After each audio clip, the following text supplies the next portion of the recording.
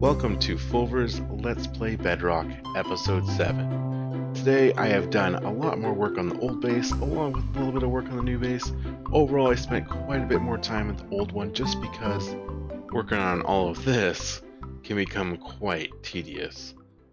One of the biggest changes that I've done over this past, I would say about 2 weeks, has been changing the interior of my castle. Now this is the second floor down.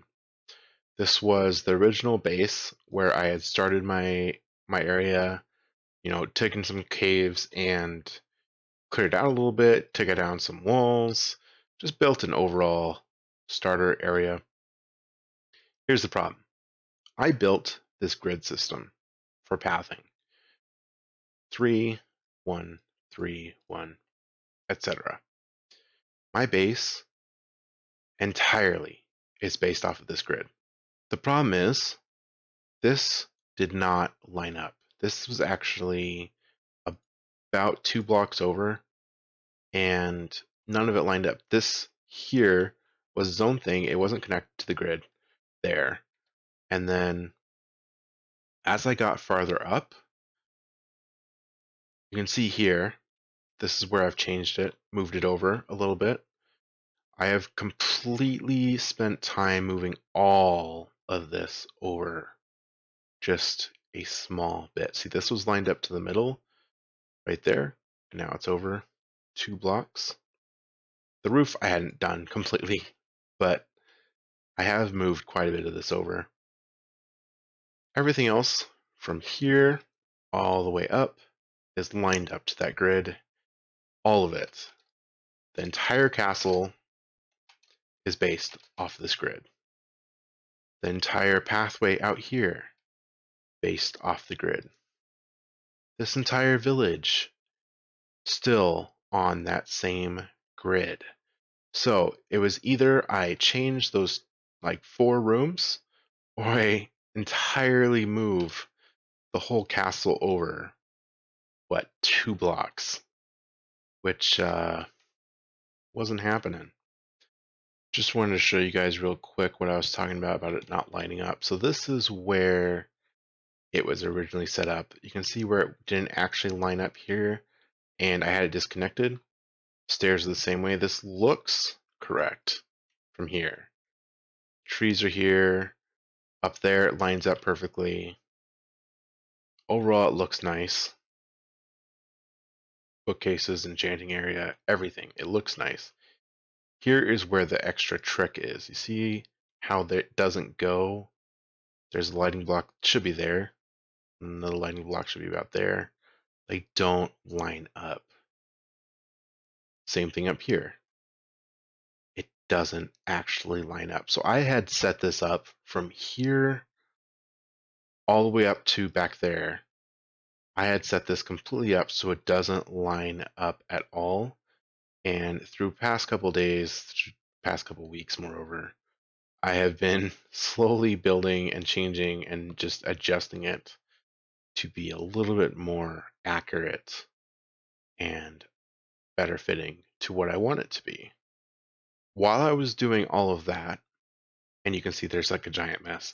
While I was doing all of that, I decided to change the layout of my rooms. So there is obvious construction going on around here. Trying to just fix everything. You can see like right here, the wall was knocked out because I was clearing things out and left a hole. Here, there already was a hole because I was working on something else and left it there. Same thing. Hello, spider. Here, I had knocked this all out, changed it all around. Now that I've been realigning everything, I have completely knocked out a bunch of these walls, not quite all of it. You can see what's left of what was there before. There's just partial bits here and there that kind of show off what I hadn't finished, what I have finished. You can see this was just kind of an idea, keeping that same room style going with farms in the middle. I never actually put a floor in. I never really detailed the inside. I have a very bad habit of not finishing projects and starting new ones. So, cleared out all this, worked on down there, got it all lined up, worked on up here, got it all lined up. Gonna work on here, try to figure out what I'm gonna do up here. I'm thinking I am gonna do like a naturey style up here. This is a problem. This is a problem. Villagers will just harvest all of the wheat, leave them on the ground, causes a bunch of frame drops, and hopefully the killing of villagers from them turning into zombies will make it so that they breed again, and I generally don't have to worry about it. Look, that one's even trying to give wheat to that villager. So they come over here, harvest a bunch of wheat to breed, then eventually their inventories get full, they don't pick them up. This just causes lag, massive amounts of lag, and it happens every few minutes. It's very annoying. If anybody knows a solution to the villager problem, please let me know down in the comments. I have two options that I can think of. Either one, all the villagers mysteriously disappear overnight, or two, the farms dry up and I don't have any farms whatsoever anywhere. Kind of going with option A. One of the last things that I have added in was an addition to my storage area. Now, this actually goes all the way up until the Nether update right beforehand. I had not added any of the Nether blocks. I do not have the space for any of the Nether blocks. I will have to figure out how to add that in later. This is all blocks though, and these will all be various items that are not blocks. So sticks, lighting, redstone, food, loot, valuables, plants, and crafted. And then I also have fish right here. I have added in all the redstone here. I just put in all of these hoppers. I have not put in the actual items to sort them yet. But overall, it's coming out quite nicely. It's not quite finished. I don't know how I'm going to connect it around the corners or what I'm going to do there, but overall, I'm pretty happy with it. This is a really old copy of the world, but I want to show off exactly what it is that I did. Everything got lined up, got changed. See, you can see how it all was misaligned. Now, this floor was kind of the start point of my original base. And I went that way, built around all that stuff, built a castle on top, and then I eventually branched this way. And I really like this path. I really like this path. So what I ended up doing this month was I made it go this way too. This overall was just an unfinished wall. Couldn't decide what I was going to do. Knocked this out. Kept going. Completely started recreating this hallway that's over here. I like the walls. I think it gives a little bit more presence, and this is going to be a little miniature garden eventually when I decide to add plants to it. And overall, that wall just adds a lot of character. So I'm going to do the same thing over there. At the end of this hallway, I had a decision to make, and the decision was, where exactly is it going to go? Is it just going to stop right here with a giant wall, or is it actually going to go somewhere? Now, I decided I wanted it to go farther. I did not realize the storage area was right here when I started making this hallway. And so overall, I decided that I'm going to branch it that way and make a giant room. Got a little carried away since my last progress update. I finished the hallway here. I branched this room out to create this giant room that I'm eventually going to put the brewing stands into.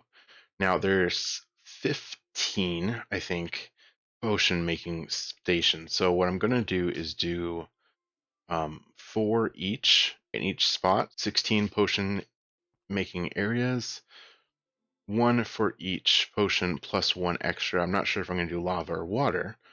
Now this room originally had a sandstone floor. I cleared out all this space and I decided, what can I change that'll be different? Let's put in a sandstone floor. So I did. Now that pathway goes all the way around behind it, back around. It's going to lead to something else. I'm not quite sure yet. But I had the sandstone floor and I decided I am going to use this block that I never use, create a whole different style than I normally do. And then I had to put up the walls because right here is the storage system down below. And there was this giant empty gap and it just looked terrible. The pixelated flames on the walls, however, were a style to go along with the sandstone. And overall, it's creating this whole heat concept. I'm not 100% sure if I'm going to continue that way, I might switch it up a little bit because I'm probably going to change out the sandstone if I keep the flames all together. The colors just don't quite match, and I'm going to build. My plans for building this is going to change a lot as I keep going. And then the pillars themselves, I'm thinking this lighting block is going to be somewhere in there so I can get rid of some of these torches, because at the moment it just seems like it would be a better idea than having torches spamming everywhere. I'm going to do that for all of them. I might do it for the outside ones too. And then we'll probably figure out a little bit more about the floor. Yeah. All right, I got a style that I like. I like this style of pillar. It just has a lot more character. The glowstone adds a little bit of light. Now, it doesn't add a whole lot of light, so these still spawn occasionally, but overall, I'm pretty happy with it. I decided I'm going to get rid of all the sandstone. It's just not working out.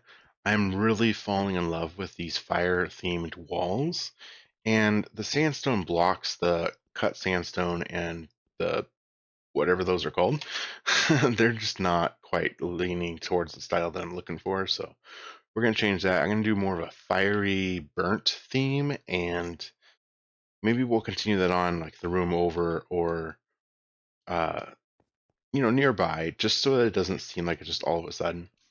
I've decided to go with logs. Now, these are spruce logs, if I remember right, and they're kind of sporadic. I want it to look like it's like put there on purpose, but at the same time, it's kind of just a jumbled mess trying to make fire for these cauldrons here.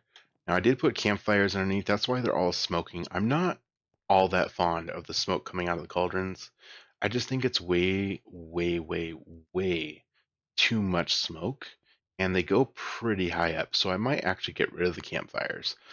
I also did decide to do something with this roof. Now, I had to decide how high up this is going to go, because right there, that block right there, that dirt right there is the very bottom of the castle, so I can't go any higher. Found that out when I was digging trying to get the roof up, and I decided to build across with these pillars and put blackstone, I think it's called blackstone, in the middle there. Overall, I'm kind of liking that style, but it doesn't work in very many places. I did, however, find out that some of the room, not very much of it so far, some of the room actually hits the edge of where I can actually go. Now, it's not really an important edge, so that's kind of the saving. Oops. It's not really an important edge. See, it just kind of knocks into this, and this was all just at some point I'm going to build here, and there's going to be a room here, and there is a room here. But I can knock this out, level it out, and change the pathing altogether, and it won't even be a problem. That was kind of one of my concerns, and one of the reasons why I wanted to build out more underground this giant castle is because I didn't want to put too much effort into the city, too much effort into the top structure of the building, when I'm potentially going to be just wrecking it for whatever I'm building. So overall, easy save, easy fix, not really an issue. I did add a little bit more character to this guy. Now he has eyeballs now. They're offset. They don't match. He has bones sticking out now. They're offset. They don't match.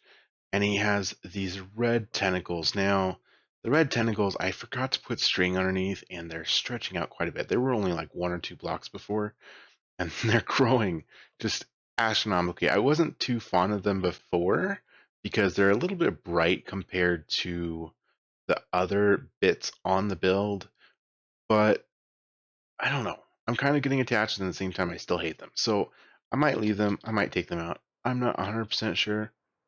You can see the bones are sticking out of every single side. Now, I wanted this to be a amalgamation of all sorts of crazy stuff, and I didn't really want the bones to make sense when they're sticking out. They are still, you know, sets of two so that it looks like they're actually something besides just random blocks. But I kind of like the fact that it's a little wonky. It's a little weird. It has a little bit more character than just having, a set of ribs. This character, this creature is different. I also did add a little bit of fences here and there Now, you can't really notice them because they're almost the same color as the netherrack, but that in itself adds a little bit more depth that you don't see all that often, and it adds a little bit more jagged edges to just round out the build, if that makes sense.